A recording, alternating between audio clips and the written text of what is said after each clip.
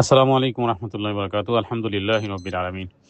যদি কেউ বৃদ্ধাপনতার কারণে অসুস্থ বেশি হয় বা ডাক্তার নিষেধ করে রোজা রাখলে ক্ষতি হয় ইত্যাদি, তো সেই ক্ষেত্রে তার কাফফারা কী হবে এ বিষয়ে ভাই প্রশ্ন করেছেন। আল জওয়াবু বিল্লাহি তৌফিক, আল্লাহুল মুস্তাআন। প্রথমত, সাময়িক অসুস্থতা বা দুর্বলতা, তার মানে ভালো হয়ে যাওয়ার যদি আশঙ্কা থাকে, যেমন নাকি জ্বর, ইনফেকশন, অপারেশন বা গর্ভ অবস্থার দুগ্ধপান ইত্যাদি যদি কষ্ট হয়, তাহলে সেই ক্ষেত্রে ওই সময়কালে সে রোজা না রেখে পরবর্তীকালে তাকে সে রোজাগুলো রাখতে হবে। অবস্থার প্রেক্ষাপটে যে এমন নাকি মুসাফির, সফরকারী, তাহলে তিনি রোজা রাখবেন না তখন, তবে সুস্থ হয়ে গেলে তখন তাকে রোজা রাখতে হবে। এই ক্ষেত্রে কোনো রকমের ফিদিয়া লাগবে না, কারণ কোরআনুল কারিমে আল্লাহ তাআলা সূরা বাকারা 184 নম্বর আয়াতে আল্লাহ তাআলা উল্লেখ করেছেন যে যদি কেউ অসুস্থ থাকে বা সফরে থাকে, সে অন্য সময়গুলোকে পূর্ণ করবে। আচ্ছা, এরপরে বিষয় হলো, যদি এমন কিছু রোগ হয় যেটা, যেমন কিডনি বা হার্টের জটিল রোগ বা ডায়াবেটিসের মতন রোগ, বা খুব বেশি বৃদ্ধ বয়স, রোজা সহ্য হয় না, তো সেই ক্ষেত্রে তাদের ওই সময়কালে তারা রোজা রাখবে না। তাদের কাজা নেই, তবে তাদের ফিদিয়া দিতে হবে। ফিদিয়া কি? রোজার ফিদিয়া কি? রোজার ফিদিয়া হলো যে প্রত্যেকটি রোজার বদলে একজন মিসকিনকে 2 বেলা খাবার খাওয়ানো, 2 বেলা মধ্যম পর্যায়ের খাবার খাওয়ানো, অথবা 1 বেলা খাবার খাওয়ানোর কথা কেউ কেউ বলেছেন, অথবা একদিনের খাবার, তার মানে 2 বেলা খাবারের কথাই আর কি আসলে।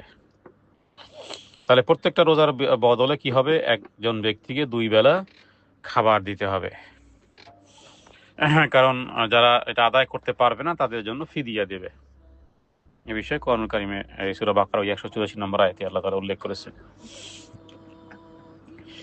আচ্ছা, এরপরে বিষয় থাকে যে আহ, এমন অসুস্থতা যেখানে রোজা রাখলে জীবন বা অঙ্গের ক্ষতি হওয়ার আশঙ্কা থাকে, তাহলে সেই ক্ষেত্রে তারা রোজা রাখবে না। আল্লাহ তাআলার ছাড় দেয়া তারা গ্রহণ করবে, কারণ রাসূলুল্লাহ সাল্লাল্লাহু আলাইহি সাল্লাম তিনি বলেছেন, আল্লাহ তাআলা যেমন তার আদেশ মানাকে পছন্দ করে, অনুরূপভাবে ছাড় দেওয়াটাও, ছাড় গ্রহণ করাটাও তিনি পছন্দ করেন। যেভাবে করে সফররত অবস্থায় আমাদের জন্য ছাড় দেওয়া হয়েছে 4 রাকাত সালাতকে আমরা 2 রাকাত আদায় করি, এরকম ভাবে। তার মানে মনে রাখতে হবে যে কখনো কখনো করাটাও সুন্নাত, আবার না করাটাও কখনো কখনো সুন্নাত হয়। করাটাও ইবাদত, না করাটাও ইবাদত হয়। তো এই হাদিসের মাধ্যমে অনেকগুলো বিষয় জানা গেল। এখন ফিদিয়া কতটুকু? একটা ফিদিয়ার, একটা রোজার ফিদিয়া সদকাতুল ফিতরের সমপরিমাণ খাবার। তার মানে স্থানীয় বাজার মূল্য অনুযায়ী আপনি প্রতিদিন দুবেলা খাবার, যেই যেই দেশে আছে সেই দেশে 2 বেলা খাবার খেতে মিডিয়াম কোয়ালিটির কি পরিমাণ অর্থ লাগে সেটাই সে দিবে। আচ্ছা, কিন্তু বিষয় হলো যে যদি কেউ কোনো শুধু অলসতা অথবা কাজের অজুহাত অথবা সামান্য অসুস্থতার কারণে কেউ যদি রোজা ছাড়ে, তাহলে গুনাহ হবে।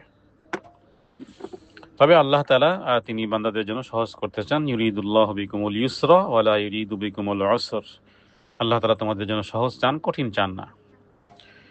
তার মানে অসুস্থ হলে নিজেকে জোর না দেওয়া, সুস্থ হলে আল্লাহর হক আদায় করা। আর স্থায়ী যদি অক্ষম হয়ে যায়, কেউ রোজা রাখতে অক্ষম, তাহলে ফিদিয়ার মাধ্যমে তার এই করতে হবে। তাহলে আমরা পেলাম যে কোনো ব্যক্তি যদি একটি রোজার, প্রত্যেকটা রোজার বিনিময়ে কি করবে? একজন মিসকিনকে 2 বেলা আহার করাবে, অথবা 2 জন মিসকিনকে 1 বেলা আহার করানো, একই কথা। অথবা এই সমপরিমাণ অর্থ কোনো গরিব অসহায়কে দান করে দিলেও হয়ে যাবে ইনশাআল্লাহ। আল্লাহ তাআলা আ'লাম। সাল্লাল্লাহু আলা সাইয়্যিদিনা মুহাম্মাদিন নবিয়্যিল উম্মি ওয়া আলিহি ওয়া সাল্লাম।